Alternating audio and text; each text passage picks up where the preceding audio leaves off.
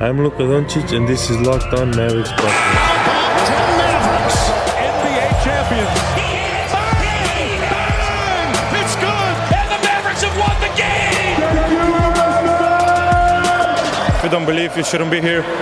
Loyalty never fades away.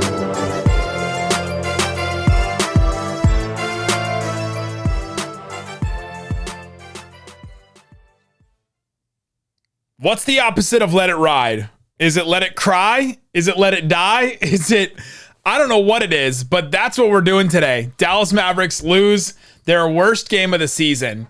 Nick Angstadt from Locked On Mavericks, NBA channel manager, your team every day, all that stuff. Thank you for being part of the show, listening today. You are the real Raccoon Squad, the real ones. Thanks for making Locked On Mavs your first listen after every one of these confounding losses. We appreciate you. Subscribe or follow for free wherever you get your podcast or on YouTube, where you can comment below. Just let it all out. Just let it out in the comment section. This will be one of our most commented videos, maybe of all time, because this confounding losses tend to be that way. Isaac Harris out today. We appreciate you guys for hanging out with me. I wish I was at a loss. I wish I was at a loss for words with this one. You wish you just could go, and we've done this season. If you listen to Locked On Mavs, you know that Isaac and I have done this after some games this season where we just go, hey, just didn't have it. Wasn't their night. Those things happen. You miss a bunch of threes, that happens. You go 9 of 36 from 3, that happens. This wasn't one of those games. You can't look at this game. Mavs lose to the Hornets. Not even I'm putting Hornets in air quotes on the podcast. Air quotes for the entire game. Hornets B team. Mavericks.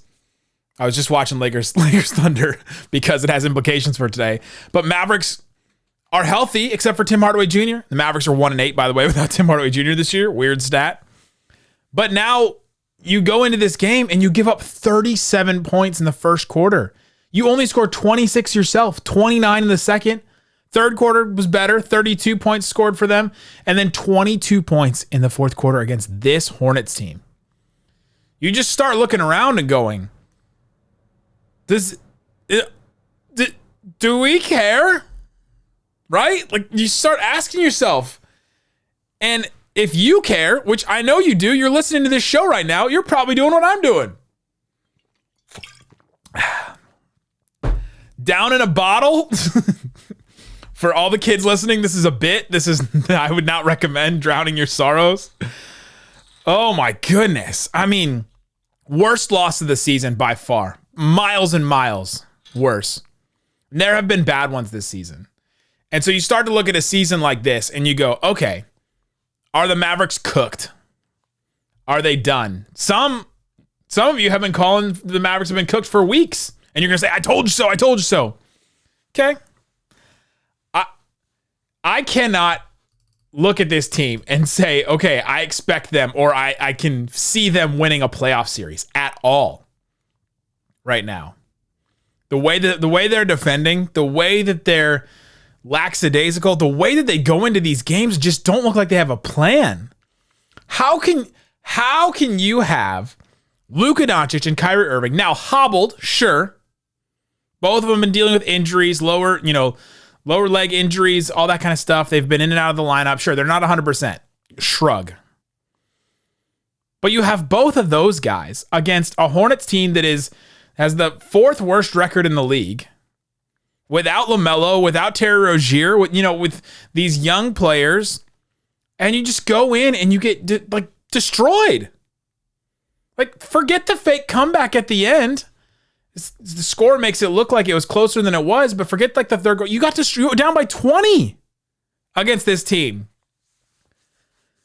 This is a game where you look at what's happening on your team and you go, okay, 1 + 1 is not equaling 2 here. We have Luka and Kyrie, and we're now 3-7 in games with Luka and Kyrie. That's not equaling out right now.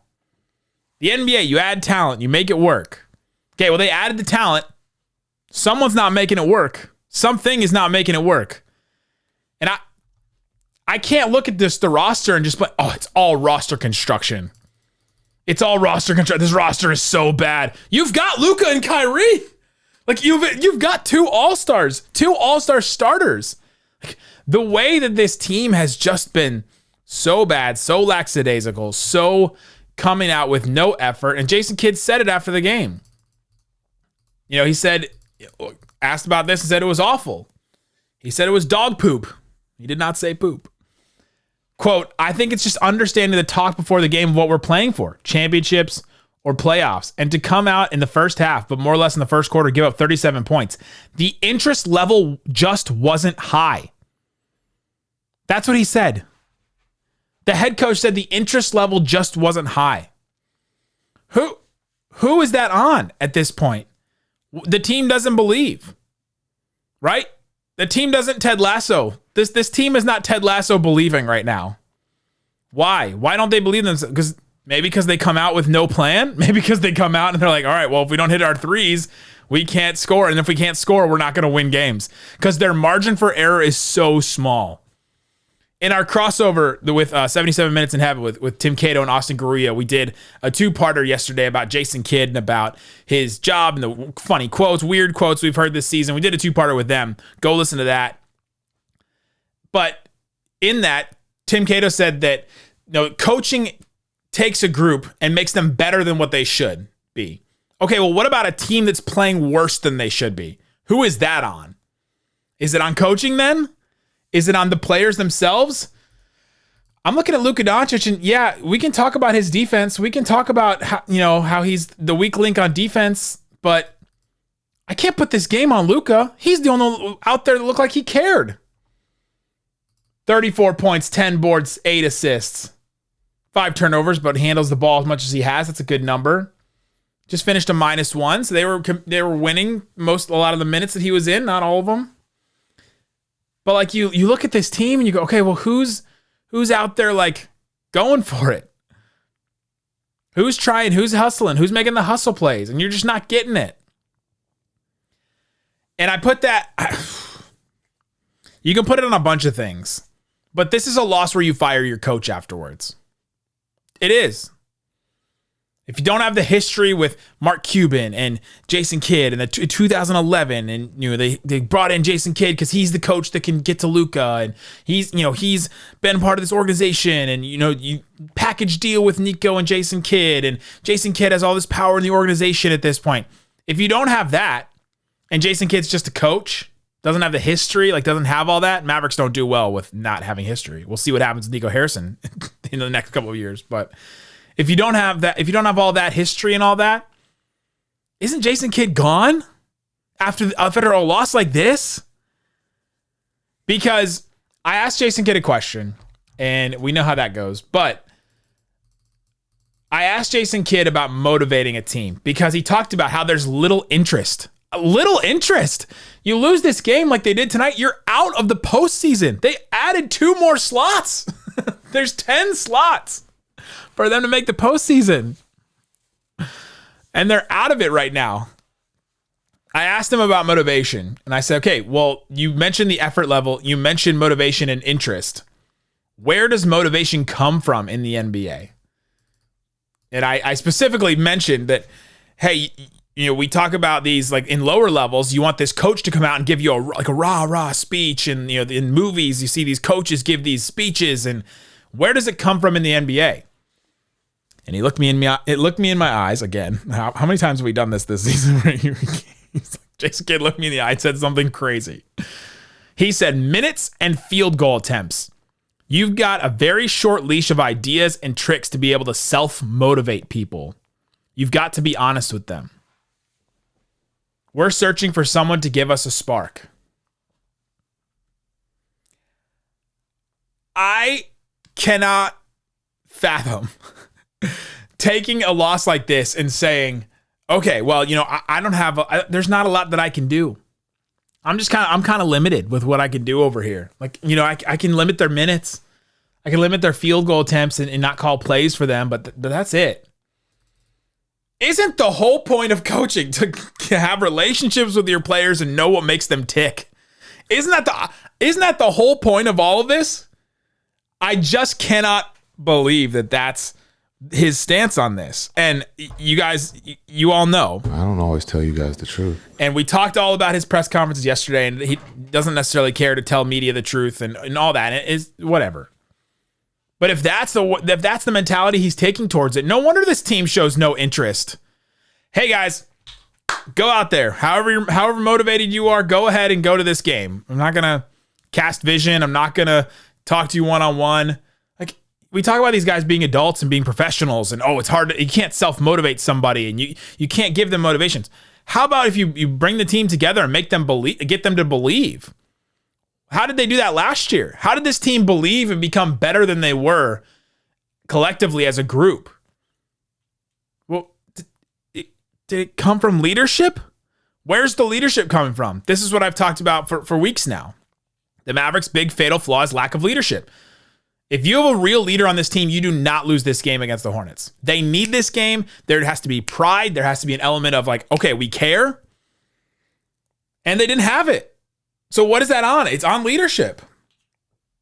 They've got the talent. Don't come at me and say, "Oh, this is garbage. This roster is garbage." They're playing the Hornets without LaMelo. You don't look at a game like this and just be like, "Yeah, it's the roster." You know, they've lost so many of these games this year where the other team is a talent deficit to you. Can't just be on the roster construction and who's on the team. At a certain point, you got the guys that you have, and they got the guys that should be able to win these games. You put the NBA 2K rating of all these players together, and you're like, okay, well, the Mavericks have a much higher rating than some of these teams they've lost to. You just start going through the list, especially teams where they're missing stars, and it's happened so many times this season because of a lack of leadership. There's no one player on the team. Dorian's gone. Jalen Brunson's gone. Those guys were leaders. Dorian definitely stepping into that role last season. Brunson had become a real leader on this team, and you didn't really know what you had with him as a leader until he was gone.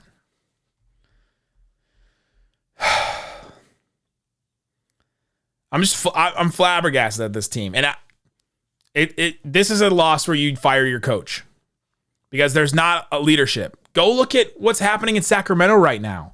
Go look at Mike Brown when you want to hear about leadership. I see them as so diametrically different coaches right now. Where something wrong happens, Mike Brown goes and addresses it. The team's not playing the way that you want them, not defending the way that you want them, Mike Brown calls a timeout. What, you don't want to call a timeout because it's going to hurt their feelings? It's going to... I gotta show trust. I gotta let them play through it. They're veterans. I gotta respect them and let them go. They're at a certain point this season, we've done the same thing over and over again. I cannot look at this team anymore and say, okay, it's all on the players, and some of it's on the players for sure. It's not all on Jason Kidd. It's on some of these players to care. Hit some shots. Don't freeze in the moment. But this team's all bent over backwards, it seems like now, and they're all bent out of shape, and now they're completely out of the playoffs. 2 All-Stars and completely out of the playoffs. Behind teams like the Thunder, who were, as of 6 months ago, like a rebuilding team. The Pelicans, who haven't been without their stars because of injury for like months at a time. The Lakers, who are literally without LeBron right now and had a garbage roster until recently. The Timberwolves, who have been without multiple stars this season. Golden State Warriors can't win a game on the road. They go into Dallas and they win. This Mavericks team is a half game ahead of the Utah Jazz. It's not good. This is a game where you fire your coach. It's not going to happen. It won't happen for the Mavericks. I just think at this point, there's that's what another team would do. But they're not going to do it. And it won't change. So if they're not going to do it, what can change? What can happen at this point? You can try different rotations. I mean, I've seen a lot of, well, what about Christian Wood? Christian Wood played 26 minutes, the most of any big. They're just going to keep that rotation. They played Josh Green 21 minutes. I mean, minutes. Can't talk about minutes after you lose to the Hornets. It's like, At a certain point, it's not about rotations and who's on the floor. Anybody that played on the Mavericks should beat the Hornets. With respect to Walker, Mel, and Doug Branson over at Locked On Hornets, you should beat this Hornets team. Gordon Hayward, PJ Washington, Nick Richards, Fee Mikhailuk. Dennis Smith Jr. hits the dagger 3 against the Mavericks. Good for him. This team was not set up to win. This team was not inspired to win in any way, shape, or form. They didn't have belief that they could win. And this team didn't have the scheme to do anything. They haven't changed anything. Haven't changed the defense. They've gone, sometimes they go zone, sometimes they go back to their rotations. They tried switching tonight a little bit more. They've tried a couple defensive things here and there. The offense is still just pound the rock, pound the rock, pound the rock. Just over and over and over again. And then your margin of error at that point is so small. Luka can overcome that. Kyrie can overcome that. You have the talent to overcome your margin of error. And if you have, off nights, you should be able to win these games. But when your margin of error is so small, you lose games like this.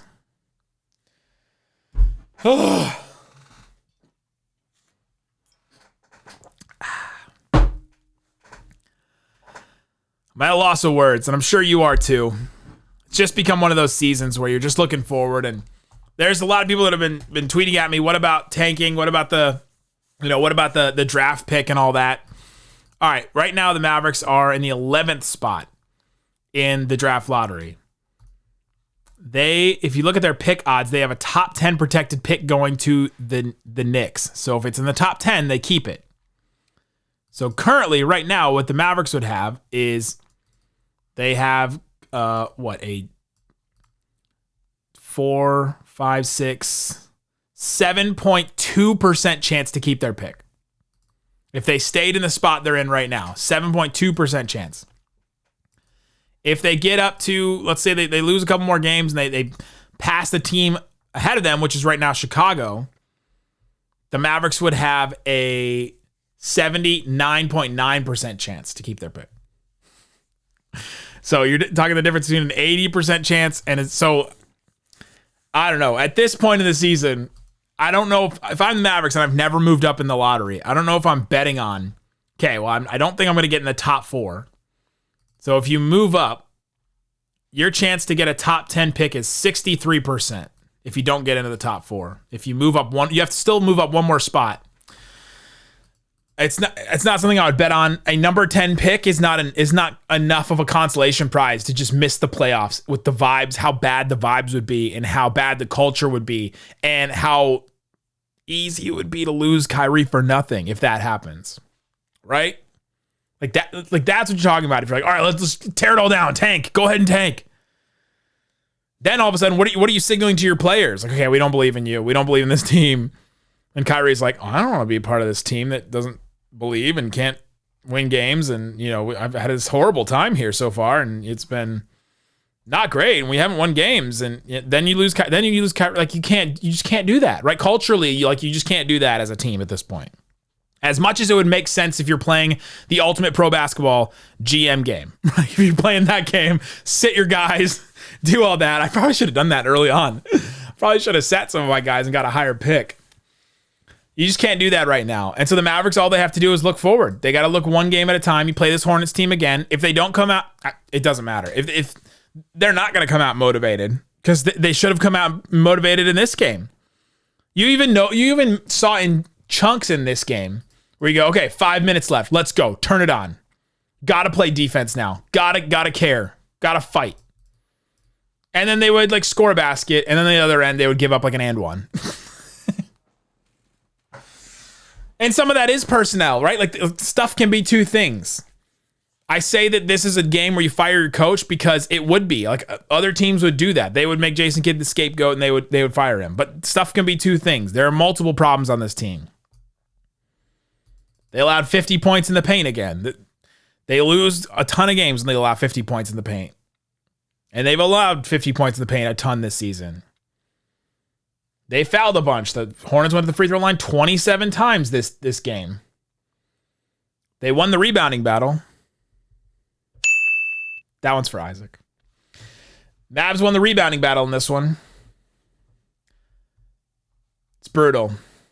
It's bad. You can't even get mad at a ref. There's no scapegoat but the players on the floor and the coaches. That's it. That's it. At a certain point, you got to look yourself in the mirror. I don't know if the Mavericks are looking themselves in the mirror, and if they do, they're saying 1, 2, 3 Cancun. I think they've hit a point. To me, if you ask many people will ask me at a certain point, what's wrong with the Mavericks? A couple of people did it tonight that I met today. I appreciate everybody that comes and hangs out with me and says hi. I'm in section 123 at every Mavericks game. People go, what's wrong with this team? What's wrong with this team is they don't think they can win the title. And that's not motivating. There's no, if you don't believe, you shouldn't be here. Or there is, if you don't believe you shouldn't be here. They still believe in that. They still hold true to, if you don't believe, you shouldn't be here. And now they don't believe. So they're like, we don't want to be here. 1, 2, 3 Cancun. Ugh. This team. Not many more games left. We'll continue on Locked On Mavs. We'll have a podcast for you after every post game. Thank you for listening to this show and listening to me rant. I didn't even write any notes. I just started going. Just tucked the bottle and started going. We'll be back tomorrow. I'll be back after the Sunday game against the Hornets again. That's a noon Central Time, like a noon Texas time game. So that one will be interesting. But we'll see what happens. They got to respond.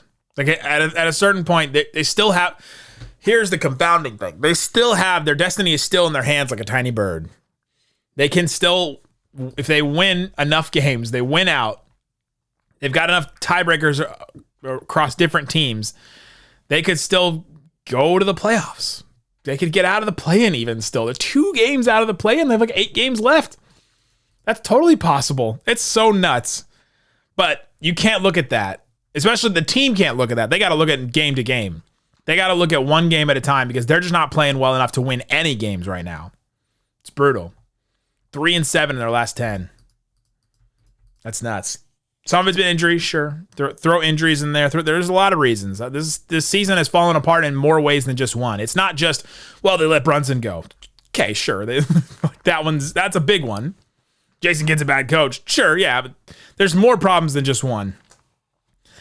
There you go. Guys, appreciate you hanging out with me. And I'll be back on Sunday. Peace out. Boom.